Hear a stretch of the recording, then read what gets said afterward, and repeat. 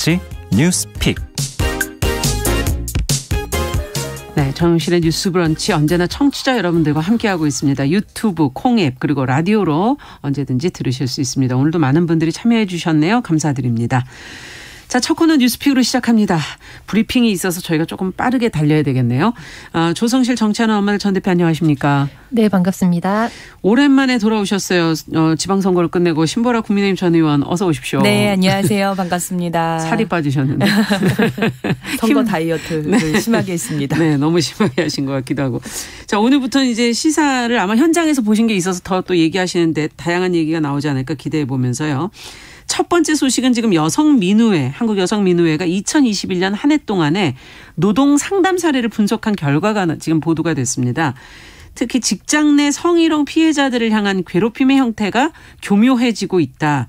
회사 고용노동부 대처도 문제다. 뭐 이런 지적들이 지금 나오고 있는데 조성실 대표께서 이걸 좀 먼저 좀 정리를 해 주시겠어요? 네, 한국여성민우회가 지난해에 들어왔던 신고 사례들을 종합적으로 분석하는 보고서를 발표했는데요. 네. 2021년 한 해 동안 들어왔던 상담 사례 중에 주요 사례 147건을 분석한 결과 네. 직장 내 성희롱으로 고통받고 있고 신고가 된 건이 뭐 98건으로 67% 정도로 가장 많았고 네. 직장 내 괴롭힘, 고용 형태에 의한 차별 등등의 이제 사례들이 보고되었습니다. 네. 여기서 가장 주목한 키워드는 성희롱과 괴롭힘의 복합성 및 확장성이었는데요. 그러니까 이제 어떤 성희롱 사례들의 고발이라든지 성폭력 사건의 공론화 등이 이루어지면서 이것의 내부에서 처리하는 방식이나 이런 것들이 굉장히 교묘하고 좀 복합적으로 이루어진다는 겁니다. 네. 그래서 예를 들면 뭐 성희롱 이후에 상사가 업무와 관련해서 어떤 지시도 하지 않고 말을 걸지 않는 방식으로 이제 괴롭힘을 한다든지 예. 고백을 거절했더니 다른 방식으로 우회적으로 직장 내 괴롭힘이 시작됐다라는 등의 이제 피해 보고 등이 있었습니다.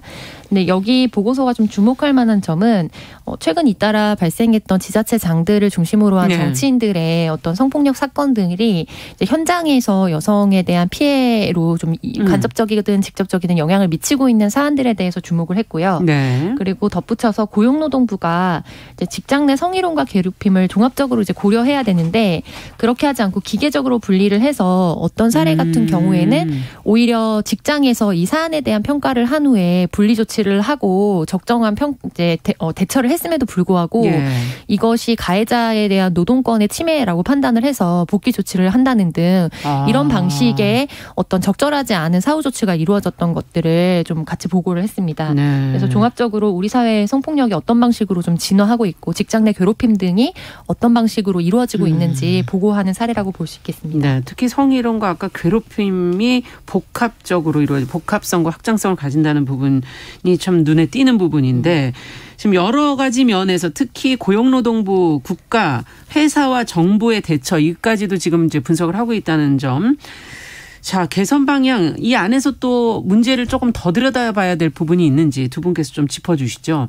먼저 심으라 의원께서 좀 해주시겠어요? 네, 우선 그 신고 사례 중에 대부분이 직장 내 성희롱과 괴롭힘에 집중되어 있다. 네. 그리고 그게 교묘하고 또 복합적이고 확장성까지 가진다. 이 부분은 여성민우회에서 많은 분석이 좀 잘 되어 있는 내용인 것 같습니다. 네. 보면은 성희롱 이후에 상사가 업무와 관련해서 어떤 지시도 하지 않고 말도 걸지 않는다. 고백을 거절했더니 직장 내 괴롭힘이 시작됐다. 네. 이런 방식으로 실은 성범죄 피해와 더불어 직장 내에서 어떤 강압 아니면 부당한 어떤 지시랄지 아니면 그렇죠. 아예 고립을 시키는 방식으로 피해를 더 2차 가해 형태로 가중화시키고 있다는 게 이런 내용들인데요.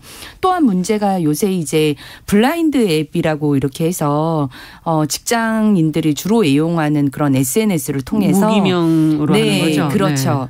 네. 어떤 신상을 피해자분의 신상을 공개한다든지 아니면 이를 암시한 듯한 어떤 내용을 작성을 해서 네. 2차 가해를 하는 그런 확장성까지 드러나고 있다는 게 지금 성희롱 괴롭힘 행태의 모습인 것 같습니다. 네.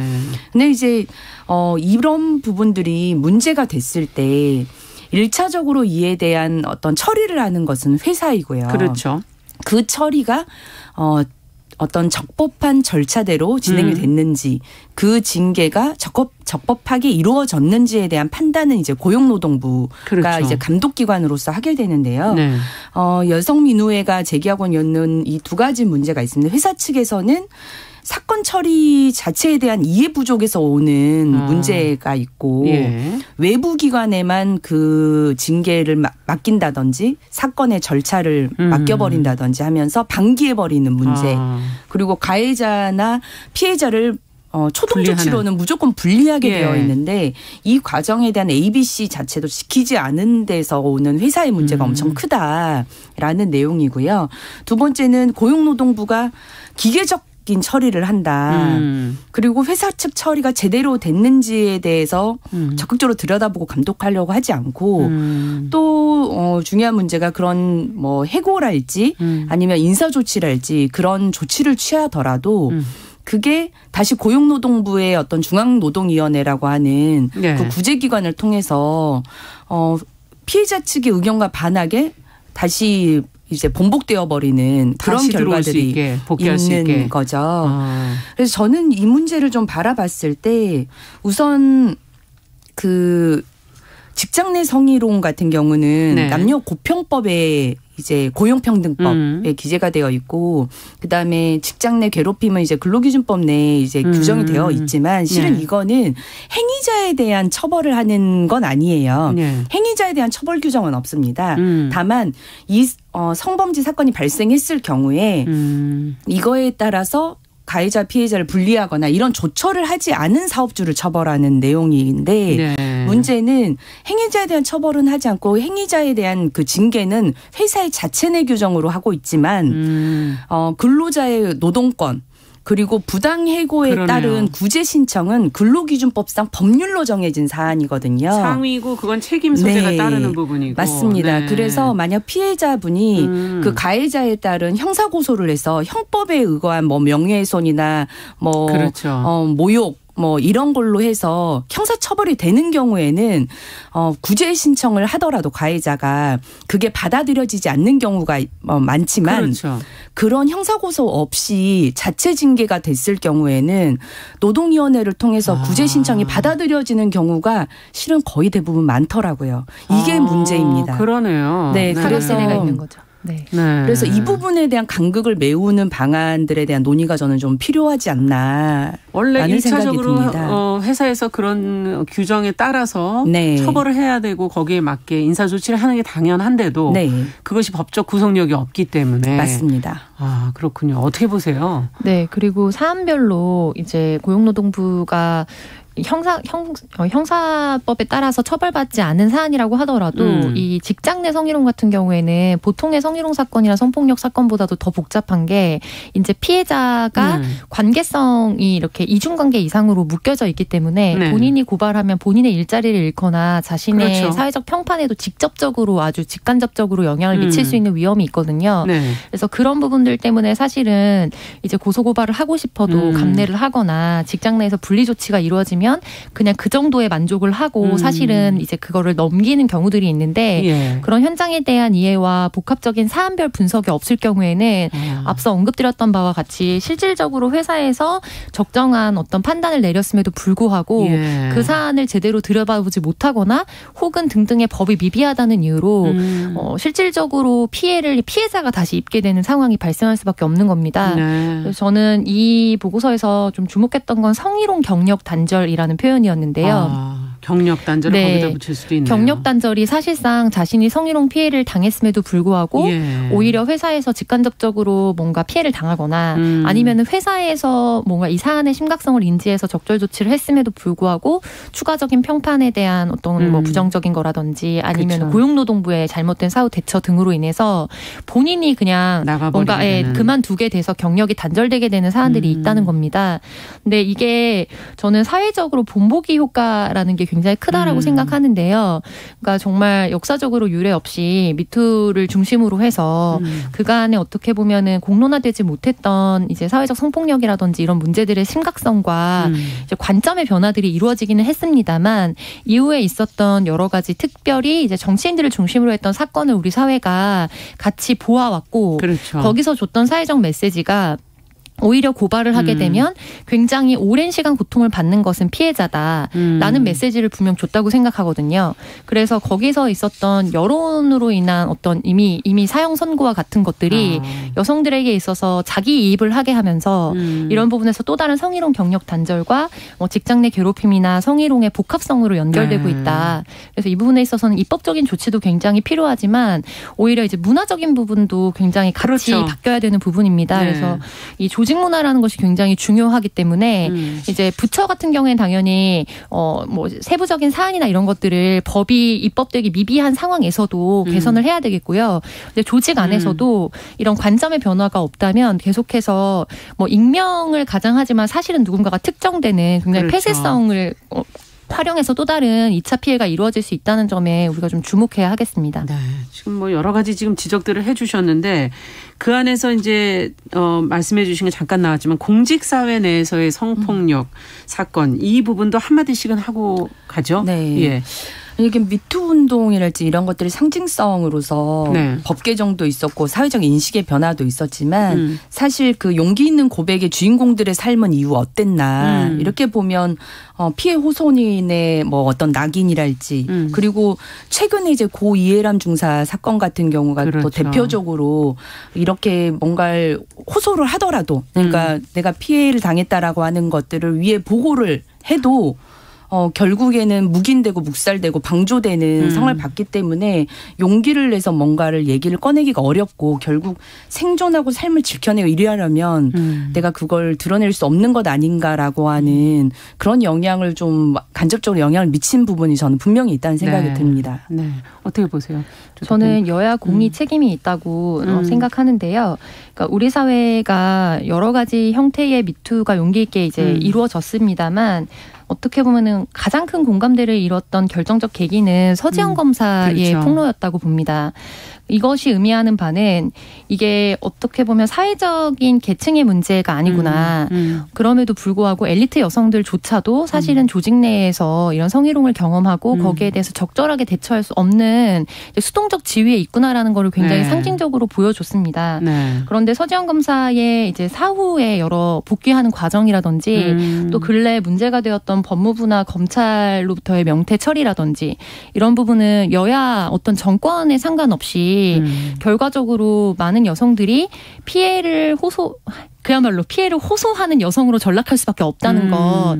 그래서 오히려 이게 좋은 선례가 되는 게 아니라 마치 타산지석처럼 네. 그냥 이 정도는 감내하고 사는 것이 중장기적으로 봤을 때 내 인생에도 훨씬 더 이득이다라는 메시지를 주는 게 비극적이라는 거죠. 그러네요. 그래서 이런 부분에 있어서는 그럼에도 불구하고 계속해서 용기를 내서 사회적 메시지와 고발을 하는 자세도 필요하겠지만 네. 이것에 대해서 궁극적으로 의미 있는 선례를 남기려고 하는 정치권의 노력이 필요할 것으로 보입니다. 네, 앞으로도 계속 관찰을 해야 될 부분이네요. 자, 두 번째 뉴스로 좀 넘어가 보도록 하죠. 지금 사회복무요원들이 노동조합을 인정해달라면서 법원에 소송을 제기하기로 했다는 거 앞서 잠시 말씀을 드렸는데 사회복무요원 노조가 있는지조차 모르는 분들도 많으실 텐데 뭐 어떻게 왜 결성이 된 건지 소송의 배경은 뭔지도 좀 짚어보죠. 심호라 의원께서 좀 정리해 주시겠어요? 네. 이 사회복무요원 노동조합이 지금 현재는 조합원이 15명 정도 있고 네. SNS에서는 수백 명의 사회복무 요원들이 모여서 어떤 소식을 공유하고 노조 가입 문의를 지금 하는 부분이라고 하는데요. 네. 이런 사회복무요원 노조가 지난 3월에 그래서 고용노동부의 의정부지청에 노조 설립 신고를 했는데 이게 이제 지청에 의해서 반려가 됐습니다. 예. 그래서 이게 부당하다면서 행정소송을 하겠다고 하는 입장인 건데요. 네. 사회복무요원은 아시다시피 병역신체검사에서 현역이 아니라 사급 보충역 판정을 받은 청년들이 그렇죠. 사회복무로 병역의 의무를 부과하는 제도인데요. 의정부지청은 노조 설립 신고를 반려한 이유에 대해서는 사회복무요원은 병역 의무를 수행하는 특별한 지위고 직무상 행위는 공무수행으로 보고 있기 때문에 예. 공무원에 준하는 공적 지위를 갖는다. 그래서 노동조합법상 근로자에 해당하지 않는다라고 하는 이유를 밝혔고요. 사회복무요원 노조의 전순표 위원장은 기초훈련기간을 제외하면 사실상 노동을 제공하는 민간인 신분인데 노동가치를 인정하는 것은 옳지 않다는 입장을 밝혔고요. 네. 또 사회복무요원 제도는 강제노동이다. 그래서 제도 폐지를 주장하고도 있습니다. 최근에 ILO 기본협약이 발효돼서 국내법과 같은 효력을 갖게 되는데 네. 사회복무요원들은 이 협약의 내용을 근거로 해서 강제노동에 해당한다는 주장입니다. 야, 이게 사회복무요원이라는 그 신분을 어떻게 볼 것이냐가 지금 이 법 해석하고 관계가 있는 거 아닌가요? 네, 어떻게 보십니까? 예. 네, 저희가 가입되어 있는 국제노동기구 ILO의 기본 협약에 의하면 네. 강제노동을 금지할 수밖에 없고 그거의 29호가 이제 협약 발효가 되면서 이 사회복무요원을 어떻게 해석할 것인가 법적 해석에 대한 논란이 이미 예고가 되었습니다. 그래서 이제 의무복무 규정을 가지고 있는 법령으로 가지고 있는 나라에서 군인으로 이제 복무하게 되는 거는 강제노동에 해당하지 않지만 군인 신분이 아닌데도 불구하고 이렇게 이제 사회복무요원과 같은 형태로 노동을 제공하게 됐을 때에는 이제 관행적으로 우리 사회에서는 사실 군복무를 대체하는 것이다라고 생각을 해왔지만, 그렇죠. 네, 국제법이나 국제 기본 협약에 근거해서 해석했을 때 이게 강제노동에 준한다고 보는 거죠. 그래서 이것을 앞두고 이미 고용노동부가 사급을 받은 이제 사회복무요원 대상자들에게 네. 원한다면 실제로 현역으로 복무할 수 있는 선택권을 주는 방식으로 자발적 선택권을 주었기 때문에 이거는 강제노동에 해당하지 않는다는 방식의 꼼수 입법을 사실상 진행을 한 거예요. 그래서 이 부분도 저는 분명히 문제가 있었다고 보고요. 근데 이제 다만 그렇다면은 우리 사회가 이미 이제 의무병역을 하도록 법이 규정하고 있는데 네. 이 사안에서 사회복무요원들의 노동을 정말 그 어떤 같이 의무복무를 하고 있는 다른 청년들에 준하지 않고 그렇죠. 별도의 노동자로서 완전한 지위를 인정할 것인가의 문제는 저는 조금 더 복잡하게 돌아봐야 되는 부분이라고 생각을 하거든요. 그래서 우리 사회가 지금 갖고 있는 젠더 갈등의 여러 이슈의 축이 있는데 그중에 가장 핵심적인 축 하나가 이 의무복무 규정을 중심으로 해서 예를 들면 군 가산점제 뭐 위헌 논란이라든지 이렇게 사안별로 계속해서 좀 이야기가 이어져 온 고리가 있어요. 그래서 이 사안은 사실 우리 사회가 이제 의무복무 규정을 어떻게 보면은 이런 강제 징집제도의 형태가 아니라 이제 모병제의 형태로 단계적 이행을 해야지만 연쇄적으로 풀릴 수 있는 문제라고 저는 생각을 하거든요. 그래서 현재 상황에서는 사실 이제 법무부에서 이 부분에 대해서 꼼수 입법을 한 거는 분명히 잘못된 부분에 해당하기는 하지만 그럼에도 불구하고 이제 사회복무요원에 대한 절대적인 노동자의 지위를 완전히 인정하는 것이 저는 현재 상황에서는 조금 시기상 적절하지 않고 조금 더 추가적인 논의와 세부적으로 어떻게 형평성을 맞출 것인지에 대한 것이 필요하지 않나 정도로 생각하고 있습니다. 어떻게 보십니까, 신문학교에서? 네, 저도 뭐 전체적인 맥락상 비슷한 의견인데요. 네. 왜냐하면 이제 복무요원이라는 정책 자체가 실은 병역이 의무화되어 있는 대한민국 특수성에서 거의 기인돼서 파생된 그렇죠. 것이기 때문에 우선 그 자체가 특이성이 있을 수밖에 없는 게 있고 그래서 징집과 소집을 명백하게 구분을 하거든요. 병역법상에 있어서. 그러면 군으로 들어가는 것이고. 그렇죠. 네. 징집은 그 현역으로 가는 거고, 네, 완전히 의무를 하는 거고 소집은 이제 그 보충역이나 대체복무 그래서 이게 현역이 아닌 복무 종사자들을 다양한 형태로 구분을 해놔요. 그래서 사회복무 요원도 있고 그다음에 뭐 그 법무요원도 있고. 법무요원, 네. 뭐 산업기능요원, 그다음에 양심상 병역 거부자에 대한 대체복무요원 이렇게 다 구분을 해놓고 우리나라 헌법상 직업의 자유, 신체의 자유, 뭐 인권보호의 가치들이 다 있는데 병역에 대한 의무도 보장을 하고 있기 때문에 그렇군요. 이것의 충돌을 최소화하면서 병존할 수 있는 대안으로 모색된 부분이 있다. 그렇지만 어쨌든 지금 사회복무요원도 그런 공익요원으로 국무를 하고 있지만 그 업무를 과중화하고 정규직의 업무까지도 부과하면서 맞아요. 하는 인권의 문제들은 또 대두되고 있습니다. 그래서 노동조합법상 노동자를 인정하는 것과의 어떤 법리적 문제를 떠나서 실제 그에 해당하는 업무를 정확하게 맡기고 있느냐. 그렇죠. 그거에 따라 인권의 훼손 문제는 없느냐. 이 부분은 명백히 좀 들여다보고 개선해야 되겠군요. 개선의 필요성은 분명히 있다라고 보여집니다. 자, 오늘 시간이 좀 짧아서 아쉽긴 합니다만 여기까지 하겠습니다. 뉴스픽 신보라 국민의힘 전 의원, 조성실 정치하는 엄마들 전 대표 두 분 수고하셨습니다. 감사합니다. 네, 감사합니다. 감사합니다. 자, 정은실의 뉴스 브런치 1부 마치고 저는 잠시 후에 돌아오겠습니다.